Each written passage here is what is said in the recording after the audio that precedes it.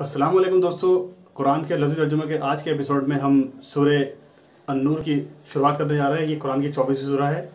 उससे पहले सूरह के बारे में कुछ बता दूं। ये मद्दी सूरत है। इसमें अरबी के 641 हरूफ, अल्फाज 142, आयत 64 और रुकू 9 है।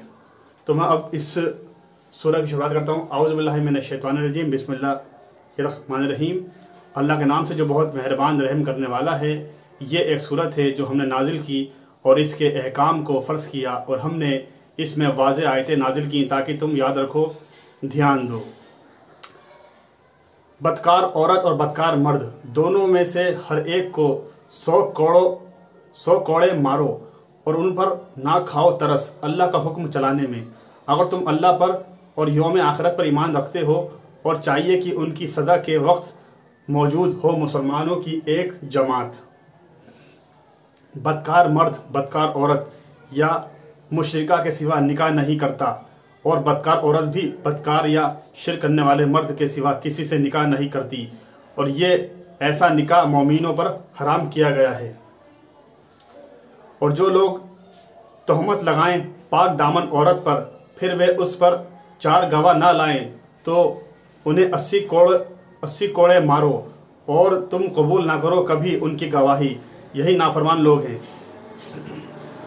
मगर जिन लोगों ने उसके बाद तौबा कर ली और उन्होंने इस्लाह कर ली तो बेशक अल्लाह बख्शने वाला निहायत मेहरबान है।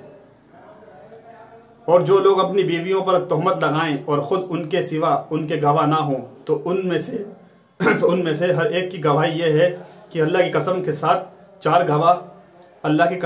4 बार गवाही दे कि वे सच बोलने वालों में से सच्चा है। और 5वीं बार यह कि उस पर अल्लाह की लानत हो और अगर वे झूठ बोलने वालों में से झूठा है।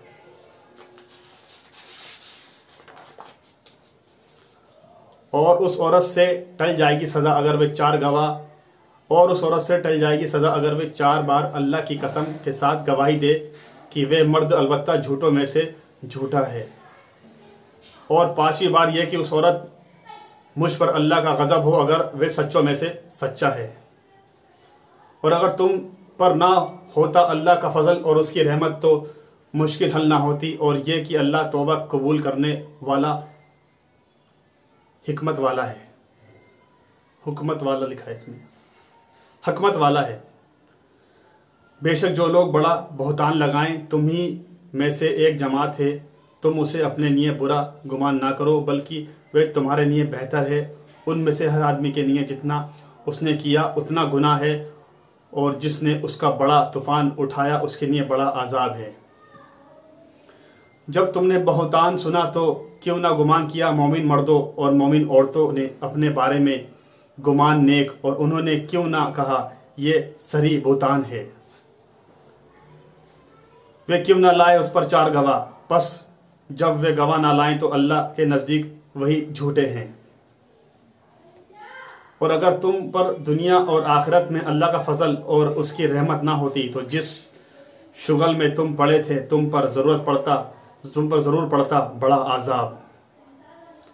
जब तुम एक दूसरे से सुनकर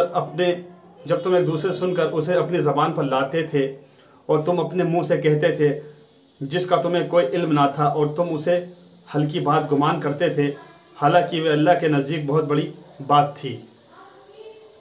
जब तुमने वह सुना क्यों ना था कि हमारे लिए ज़ेबा नहीं है कि हम ऐसी बात कहें, अल्लाह तू पाक है, ये बड़ा बहुतान है। अल्लाह तुम्हें नसीहत करता है, मुबादा तुम ऐसा काम फिर कभी करो अगर तुम ईमान वाले हो। और अल्लाह तुम्हारे लिए अहकाम साफ साफ बयान करता है, और अल्लाह बड़ा जानने वाला हिकमत वाला है। बेशक जो लोग पसंद करते हैं कि मोमिनों में बेहयाई फैले उनके लिए दुनिया और आखिरत में दर्दनाक आज़ाब है, और अल्लाह जानता है जो तुम नहीं जानते। और अगर तुम पर अल्लाह का फजल और रहमत ना होती तो क्या कुछ ना हो जाता, और यह कि अल्लाह शफ़क़त करने वाला निहायत मेहरबान है।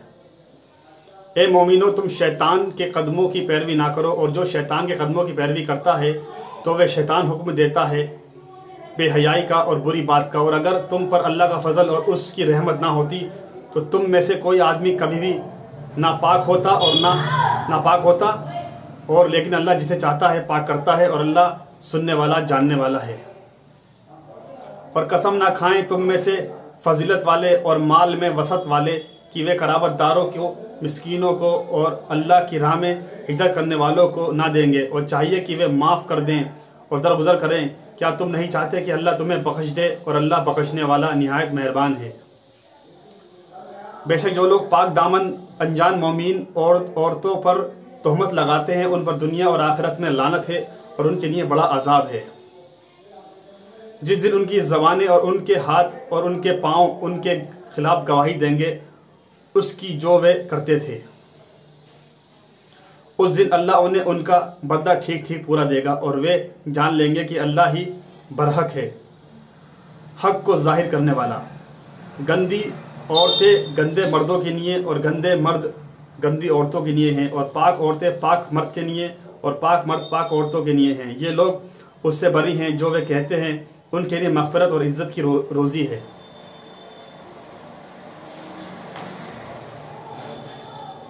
ए मोमिनो, तुम अपने घरों के सिवा दूसरे घरों में दाखिल ना हो यहाँ तक कि तुम इजाज़त ले लो और उनके रहने वालों को सलाम कर लो, ये तुम्हारे लिए बेहतर है ताकि तुम नसीहत पकड़ो। फिर अगर उस घर में तुम किसी को ना पाओ तो उसमें दाखिल ना हो यहाँ तक कि तुम्हें इजाज़त दी जाए, और अगर तुम्हें कहा जाए कि लौट जाओ तो तुम लौट जाया करो, यही तुम्हारे लिए ज़्यादा पाकीज़ा है, और जो तुम करते हो अल्लाह जानने वाला है। तुम पर इसमें कोई गुनाह नहीं अगर तुम उन घरों में दाखिल हो जिनमें किसी की सुकूनत रिहाइश नहीं, जिसमें तुम्हारी कोई चीज़ हो, और अल्लाह खूब जानता है जो तुम जाहिर करते हो और जो तुम छुपाते हो।